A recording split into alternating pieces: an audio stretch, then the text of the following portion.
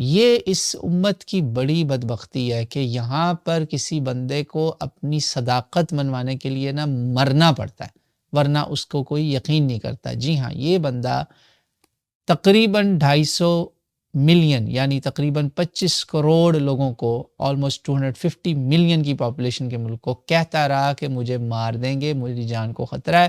کبھی اس کو جیلوں میں ڈالا گیا، کبھی وہ چھپ کے بھاگ رہا ہے دبئی، کبھی وہ چھپ کے بھاگ رہا ہے یو کے، کبھی وہ چھپ کے کہیں بھاگ رہا ہے۔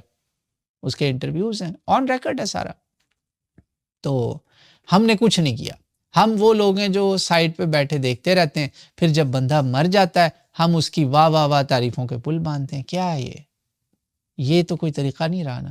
یہ کرتی ہے یہ امت، یہ شروع سے کرتی آئی ہے۔ جو بندہ حق بات کہہ رہا ہو یا سچ بول رہا ہو اس وقت ساتھ نہیں دیتے، جب وہ مر جاتا ہے نا پھر ان کو یاد آتا ہے کہ یار ہاں بندہ، یار وہ بندہ ٹھیک ہی کہہ رہا تھا، ہم نے اس کی قدر نہیں کی۔ میں ہر ایک کے لیے نہیں یہ کہنا چاہ رہا، مگر بہت سارے کیسز میں ایسا ہی ہوتا ہے۔ شاید ارشد صاحب بھی انہی لوگوں میں سے ایک تھے، ورنہ یار کتنے صحافی ملک کے اندر بیٹھے ہوئے ہیں، کتنے لوگوں کو بھاگنا پڑا ہے، کچھ بھاگے، کچھ وہیں پر بھی ہیں، واللہ عالم۔ بہرحال یہ جو ہے نا یہ قوم کافی کچھ کر سکتی ہے۔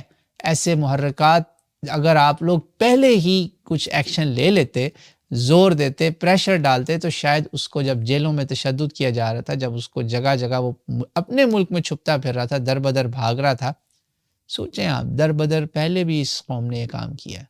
کچھ لوگوں کے بچے یاد کریں وہ کربلا، مسلم بن عقیل رضی اللہ عنہ، اہل بیت بھی صحابی بھی در بدر بھاگ رہے تھے اور ان کے لیے کوفہ میں کوئی دروازہ نہیں کھول رہا تھا۔ یہ امت یہی کرتی ہے، دل ساتھ ہوتے ہیں، نہ تلواریں ساتھ ہوتی نہ زبانیں ساتھ ہوتی ہیں۔ جی ہاں، بہت افسوس سے میں یہ باتیں کہہ رہا ہوں آپ کو، اور بڑے کرب سے کہہ رہا ہوں کہ یہی کرتی ہے امت۔